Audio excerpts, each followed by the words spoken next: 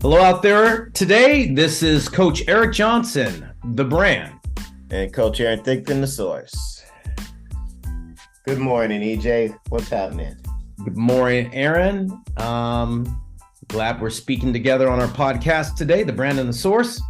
Hey, I'll tell you what's cooking today is something that came up. It's, April 26th was the day, Aaron, that college coaches no longer could talk to the 7th graders, 8th graders, 9th graders, and sophomores about early commitments. Those are no longer allowed in collegiate baseball. You can't offer 8th grader, you can't offer a 9th grader or a 10th grader, and you really can't talk to them until August 1st of their junior year now. So for all those players out there that are juniors and seniors, we still talk to coaches right now. But for the underclassmen, no more early commitment conversations or reaching out to each other, like a young player calling a college coach or a college coach calling a young player. That is no longer allowed. No communication whatsoever. That is monumental in today's atmosphere or environment in collegiate recruiting of the underclassmen, Aaron. That's what's happening. It's over now, man. They can't do it anymore till August 1st of their junior year. Now, the first thing that comes to my mind is why the shift? Did the NCAA allude to why this is happening? I can see some of the ramifications that's going to have for the business side of youth sports and Right. the recruiting companies and all these recruitment vehicles and showcases, and that's kind of one big, I would think that's one of the leading factors of why parents are doing some of these things, Right. And we've talked about this before, is they kind of have that whole thing of, well, I gotta be seen so I can get recruited and I get committed. And Right. we've talked about how 7th, 8th, 9th grade, does it really matter? Well, they've kind of put the NCAA's kind of put the kibosh on all of that. They sure have. And so did they allude to what their again, what their reasoning was behind changing this now so that I think it's great, to be honest with you. Absolutely. I think it takes a lot of pressure off the kids, it takes a burden off the parents, and you can focus on the development of your athlete. And it gives you a timeline of now to shoot for and be ready for, versus taking your kid all across hill and dale trying to get him seen, and he's Right. only in the 8th grade. Hey, man. Hey, I hear you. And again, we're talking a verbal commitment. We're not even talking signing. So, I think people do all these machinations and work and running around and spending all this money for verbal. Why? So to me, it's like, okay, now maybe we're getting back to some common sense thinking, and this stuff is kind of, maybe we're getting it back on the rails instead of it being off the rails. But anyway, any idea why? Well, let me just mention this real quick before I get to why. Mm-hmm. I talked to at least 25 college coaches the past 2 weeks, and they told me, this is great, EJ. This is on the West Coast now, okay? This is great, EJ. It just slows everybody down. Everybody can pump their brakes. Yeah. I thought that was great. And this is from Power 5 schools, mid-majors, D2 coaches, all kinds of stuff. Coaches who are talking, saying, this is great for recruiting. Now players can develop. Now I can see players for what they are and not feel threatened that my opponent has early committed the kid and I feel like I have to. Mm-hmm. So I think that's a good thing. And I'm really excited that this happened. Okay. Now, why did the NCAA do this? They did this because there's a study out saying that 67 to 72% of the players that early commit end up getting decommitted from the school that committed them on a verbal. Now, here's the irony behind that. You've got a kid that committed when he was in 9th grade. So his recruiting stops. He said, hey, I've committed here, done. He has an allegiance to that school. All of a sudden, sophomore year comes, he's doing okay. Junior year comes, and they're not doing so well. The summer between their junior year and senior year, they didn't have a very good summer, and the player looks like they're regressing. So remember what you said earlier, verbal commitment versus signing national letter of intent. We know national letter of intents signed every year during your senior year, November 13th through 19th. That's the window. Well, if you had a verbal commitment, Aaron, and you had a terrible, rising senior summer, and the school decommitted you, you're done. That national letter of intent never was signed, and the verbal commitment was just verbal. Now the player has to open up their recruitment during the fall or 2 weeks. I had this happen to a player, Aaron. 2 weeks before they were going to sign their national letter of intent, and they went over to this big hoopla about all their signee guys. Well, they had this little soiree, and the coach told the player, hey, guess what? We're going to decommit you that night.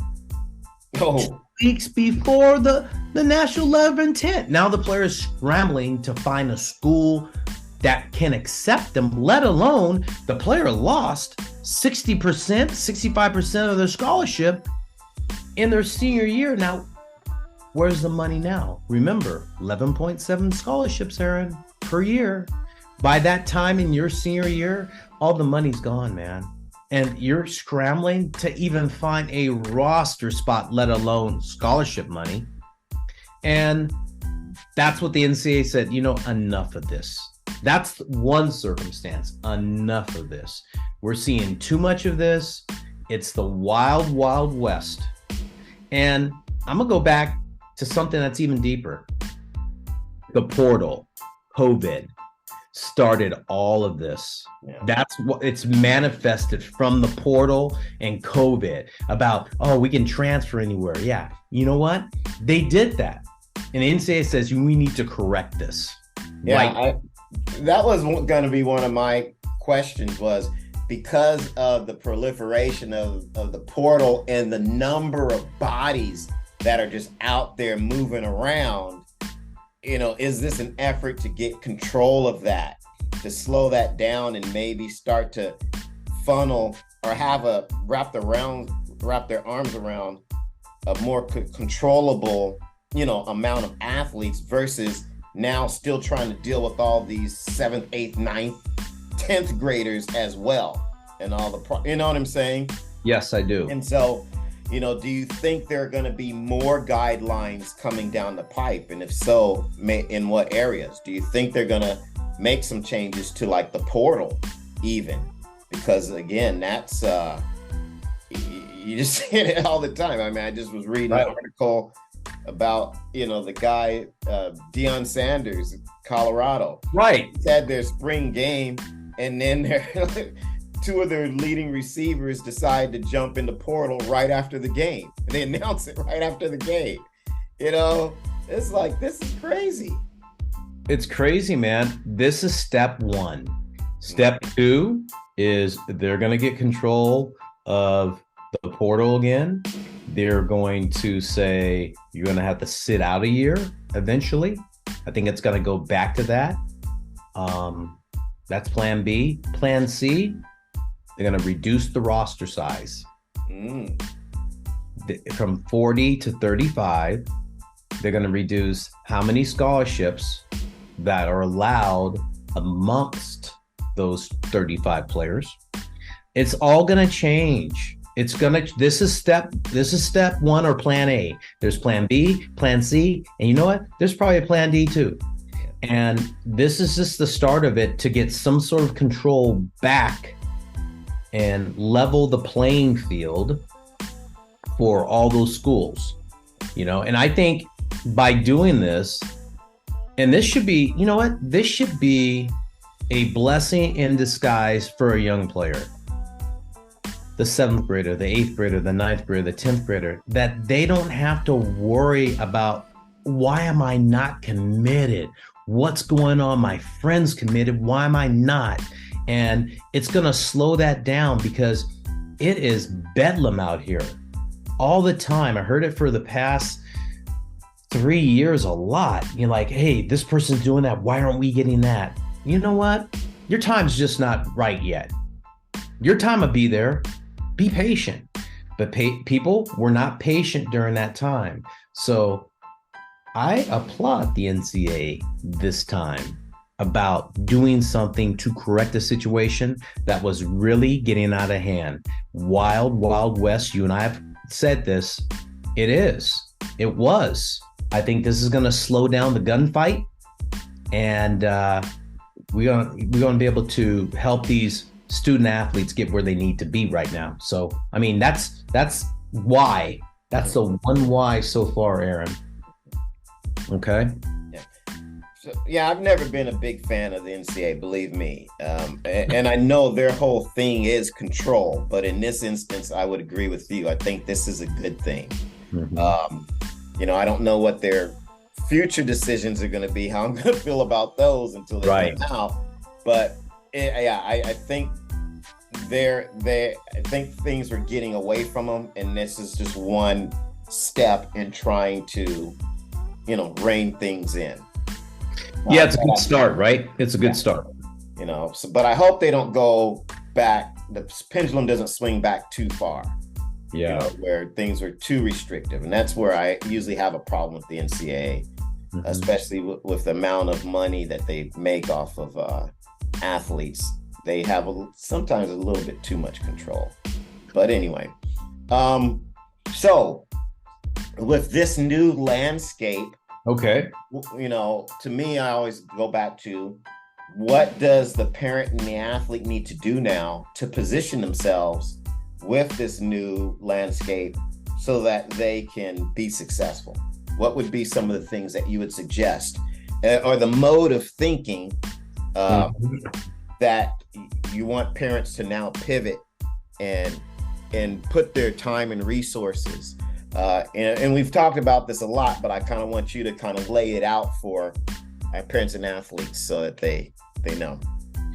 Well, the first thing I think of is the showcase thing, and taking that money, whether it's the showcase, the food, the travel, all that stuff to get to the showcase, invest it back in your training. I think that gives parents, and I tell you out there, and athletes, take that showcase money that you're going to chase that verbal commitment, get it back in your get it back to your training, because I think the athlete's going to benefit from that. A lot of kids aren't ready to go out to the showcases at 7th, 8th, 9th, and even 10th grade. They're not physically ready yet. Some are, but that's like 0.5% of the athletes out there, Aaron. Okay. If you went to a showcase, Aaron, you'd say, hey, only really 4 or 5 kids should really be out here, and the rest is just, it's a moneymaker. Right. So I tell the parents of those athletes, get back into your training, number 1. 2, change your mentality. Think about the process. Make a plan. How are we going to get to our end goal? If they can talk to you by your junior year, August 1st, we can pump the brakes and start making a plan that could be 2, 3, 4 years away, and slowly go about the plan. It doesn't have to happen in a year. This is the first step. Here's the second step. Here's the third step. What are we going to do to make that happen? Sit down with your sports performance coach. Sit down with your baseball trainer or baseball coach and come up with a plan that meets your goals, and be realistic about it too. Okay.